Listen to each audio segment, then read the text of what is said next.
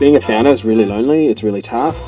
Sometimes you have co-founders, sometimes you don't. I think really important to have a network outside of your founding team, outside of your business, outside of your startup that you can go to, ask for questions, ask for help.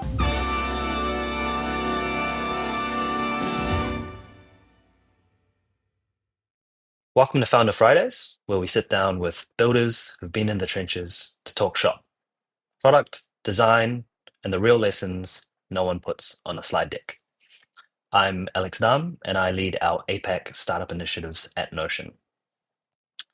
Today, I am joined by Sam Kothari, co-founder and COO of Everlab, the startup that is redefining preventative healthcare through cutting-edge diagnostics, research-driven insights, and measurable results.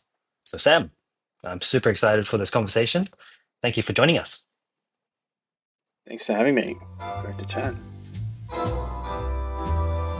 And I'd love to touch on some of the early part of your career. So, like you've built restaurants, you've done like rolled ice cream joints, you've scaled a huge fintech behemoth now, and now you're reinventing health primary care. So, like, could you touch on each of these periods of your life, and was there a common thread in how you picked what's next, or was there a common thread across all of them? Yeah, look, I think I've always known that I want to be in an environment where there's sort of four things that are true. One, there are people that I can learn from. Two, where there's growth, and I think growth means there's opportunity to learn and develop. There's speed, and things move at a fast pace, like that's also really important. And then lastly, environments where I'm deeply aligned with the mission. And I've been very lucky in the restaurants, I think, really connected with speed. Work with some amazing people, but I was probably missing the growth element. Like it just doesn't grow as fast at a high growth startup. And the mission, I think, mission alignment wasn't there. In the ice cream shop, we actually grew that, to different states and cities, and it was awesome. But again, sort of ice cream was not the mission that I think I was deeply aligned to, and the problem I wanted to solve in the world. I was very lucky at Airwallex. I think for me, that was the first time I had a semblance of definitely three speed growth people for sure, and the mission that I was passionate about. Having been a small business owner before, I think really aligned with the Airwallex vision. But I think Everlab for me was the first time I felt like all four things were in alignment, where we're able to build something Mm, super fast and get it to market. It's growing rapidly, and there's opportunities for us to make an impact in different ways and to different people in different countries. I'm working with exceptional people, working with clinicians, engineers, product managers, operators. Phenomenal team that I'm learning from every day, and the mission is something that's deeply personal to me. The impact Everlab's had in my life, in my parents, in my family, and the impact I see it having in the community is deeply, deeply motivates me. And so, I think I've been always trying to find, a way to tick all four boxes, and Everlab was the first time where I really felt I was able to tick all four. with Everlab itself, what problem in healthcare felt so broken that you had to start Everlab? I think for me, when I was in sort of had finished up in my role at Airwallex, and I was just looking for a health check, or I just wanted a snapshot on my health, and I really did feel like I wasn't able to get answers to some of the questions that I had. So the two things I really wanted to try and solve with Everlab was one, how do we make a system and design a system that's proactive and that's thinking about people's health before they get sick, and is able to be on the front foot. So, for someone with my family history, both parents have heart disease. My dad's had a quadruple bypass, 2 months ago. Like, we have serious heart issues in the family, Indian ethnicity. How do we make sure I don't have a heart attack? Because that's very much potentially on the horizon for me with my genetics and family history. And then the second thing was, how do we build a system that's personalized? So I think in Australia, where we're based, it's a very multicultural society, but what does the average Australian look like? It's quite hard, to figure out because we're so many different races, ethnicities, backgrounds, genders. It's so diverse, and so what I felt was the system was trying to treat an average Australian, try and focus on some sort of average reference range, and wasn't really looking at the people in front of us. So who's the person in front of the doctor today? What's their ethnicity? What's their background? What's their family history? And how do we make sure that we're taking all of that into account when we come up with suggestions, ideas, protocols to support them? So for me, those two themes I think are really important. That personalization layer, as I mentioned, and then trying to be proactive and taking that first step before things get out of hand. And walk me through Everlab as an experience or as a product. So like in plain English, like what does a first-time member or a first-time customer, what should they expect? Certainly. So look, all of our experiences are 12-month journeys. We don't want to be doing a one-off episode of care. We really want to look after people over a long period of time. So I think that's the first thing that's really important is this is a journey with us over 12 months. We always start by first introducing the individual, the member, to one of our doctors. Really important, they build a relationship and connect with one of our human doctors and clinicians who can get to know them, understand their goals, and build that personal connection with the member. As part of that onboarding consultation, we build their family history, we build genetic profiles, we collect their health data, we build it all into a super app that they can see all of their data visualized, imaging, pathology, family history, medications, all of that centralized in one place. It's often the first time people have seen everything about their health in one place. Once we've completed that onboarding consultation, we then book them in for testing. All the results come back into the app, their risk profile gets updated, and they work together with their doctor to figure out what are the steps I need to take to start to shift some of these metrics and move the needle on the markers that matter to me. Oh, that makes so total sense. And like it's a really like sounds like a really all-encompassing service. I wanted to steer the conversation now from health and more of you as an operator now. Like you're the co-founder and COO. What are you, what are the things that you're measuring on a day-to-day basis, on a weekly basis, on a monthly basis to move Everlab forward as a company? So we have a bot, an AI agent that looks and reviews at our tickets and interactions with our members and tries to understand what are people happy about, what are people not happy about. And every morning, the first thing I do is just review, well, what's actually happening, what are people upset about, what are people happy about, what's driving value and what's not. I'd say one thing I do and one practice I have is I usually call at least 3 or 4 members a day, happy ones, unhappy ones, and just try and understand, hey, what went wrong, what could we have done differently.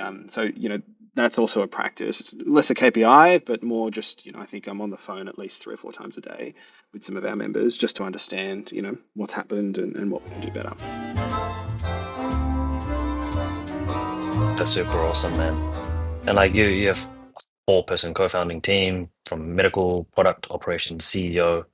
How do decisions actually get made, and like who has disagree and commit power? Do you like if you're in the ops team and it's an ops issue, do you disagree and commit from your side? Like how does that all work? I'm very fortunate. I've got, I think, an amazing co-founding team. Very lucky that we each have our strengths and we kind of have our little lanes that we know we can really own and do really well. So yeah, we've got a very strong culture when it comes to decision making. It's very clear, who has decision rights depending on the function that it's at. We're very good at disagreeing and committing because there are always trade-offs in healthcare. The analogy Dr. Stephen, my co-founder, likes to use is this often a trade-off between speed, cost, and quality, right? You're trying to figure out of the three, which two can I optimize for? The mentality we have internally and our mantra is you never ever compromise on quality in healthcare. You know, that does mean sometimes things are more expensive, things are slower, but quality, so making sure people's health is looked after, is the first and most important thing that we're trying to build and do.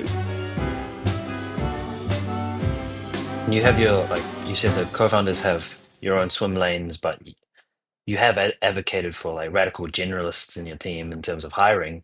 Like what signals have proved that someone can kind of own the messy middle or be that radical generalist that you need as you continue to grow the business at the speed that you're growing?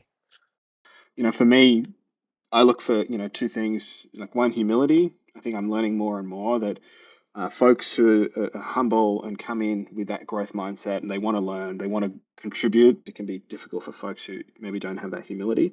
And then the second thing is just drive and energy. I think it's not easy to work in an early stage startup. We're growing super fast. The intensity is really high. Intensity at Everlab comes from both our mission and ambition to, be an amazing business and have an impact, but also from the fact that we have people's lives in our hands. And so, we can't clock off until we've made sure all of our patients are safe.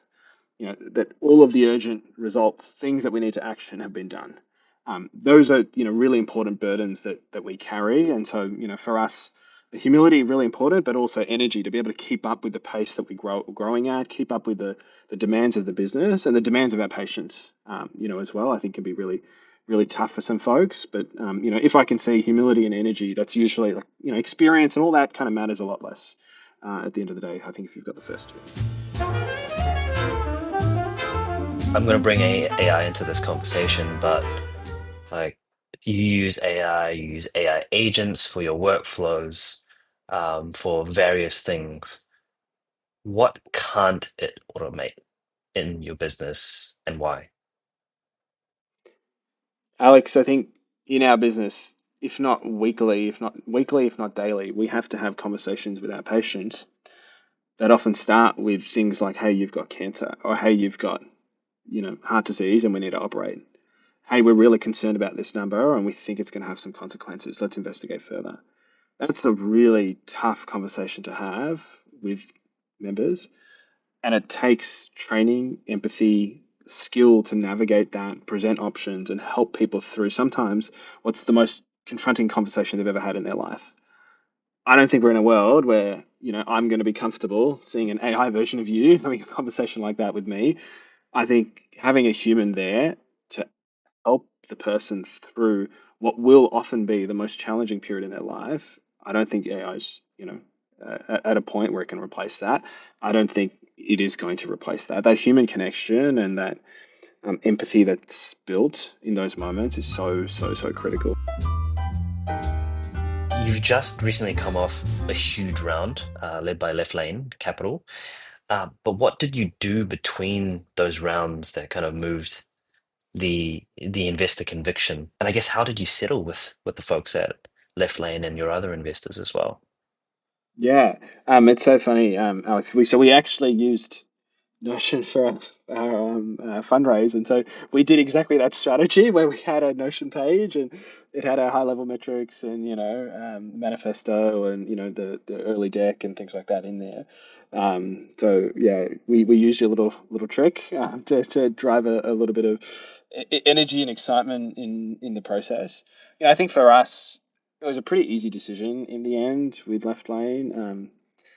Laura, Alexa, and the team genuinely care about healthcare, and they genuinely want businesses to make an impact globally on the lives of millions of people, billions of people. With your tool stack, what's one tool or a few tools that have like 10x'd your team's output for the year? And cheeky question, how does Notion fit into that? Yeah, of course. So look, we're huge fans of Notion. I think like let's be honest and upfront about that.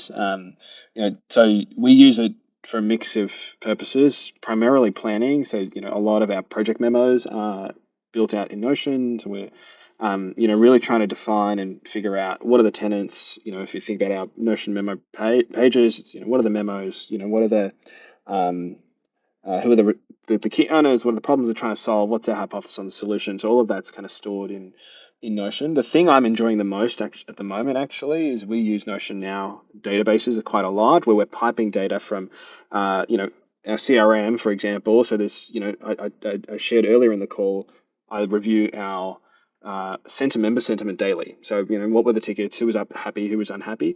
All of that actually gets piped into a Notion database that I can then, query using Notion AI and ask, hey, what are the themes that have come out this week? Who are the most unhappy members? How many times have these members, asked us, for help? How often are they reaching out? all of that querying I'm actually doing in Notion, not in our CRM, which doesn't actually have native AI capabilities for me to be able to analyze that data. So being able to just query an AI, the Notion AI, and say, hey, what's actually happening? How are things going? How has it changed from last week to this week? All of those different questions have made my job a lot easier. Where normally I'd be using my own like Excel output and then pivoting, doing some pivot tables and things like that, and trying to draw insights. Now it's literally I don't have to do any work. The data's there. I just query and get the insight immediately, so I can focus on the action, not on the insight. All right, we're almost at the end, man. We made it kind of to this very exciting like lightning round or rapid fire question. One of them that we always ask is kind of like if you had to start Everlab again, what's one thing you would do differently? I'd probably be more aggressive in scale and expansion. I think when you start a business and you're searching for product market fit, you're often a little bit more tentative. You're being careful not to overinvest. You're searching for those signals that you found a pot of gold or found something the market really truly wants and people really need. Um, I think it's a no-brainer. Like a product like Everlab needs to exist in the world. Like preventative healthcare, like we need to move the world away from acute to proactive care. We need to be more preventative. It's actually a no-brainer, and I think early on I wish we'd been much more aggressive at just absolutely backing ourselves and running harder. I mean, it's only been a couple of years and things are going pretty well, but I think we could have done what we did in 2 years in a year. So I think that's probably one change I'd make is just really dial up the intensity even more. Final one, Sam. What's one piece of advice you'd like to leave a founder with who is just starting out? Good question. I'd probably say ask for help. Like being a founder is really lonely. It's really tough. Sometimes you have co-founders, sometimes you don't. I think really important to have a network outside of your founding team, outside of your business, outside of your startup that you can go to, ask for questions, ask for help. I'm very fortunate. I've got a bunch of Slack channels with my old colleagues at different startups who, where we're chatting about, hey, which AI agent are you using for XYZ? We can just ask that question and, get some input. Hey, have you found this tool helpful? What about that? How did you do your fundraise process? So, making sure you have avenues to go and ask for help and building those relationships early. I think otherwise it can be quite a lonely journey and you're often inventing from first principles when actually the answers often exist out there. So it would definitely encourage people to ask for help and build those connections so that you have people to lean on outside of your own team. Sam, this was super informative and insightful for me. Like I learned a lot about the journey and also just healthcare in general. So thank you so much, Sam, and thank you very much for your time. Thanks, Alex. No, great to connect and appreciate all the very insightful questions.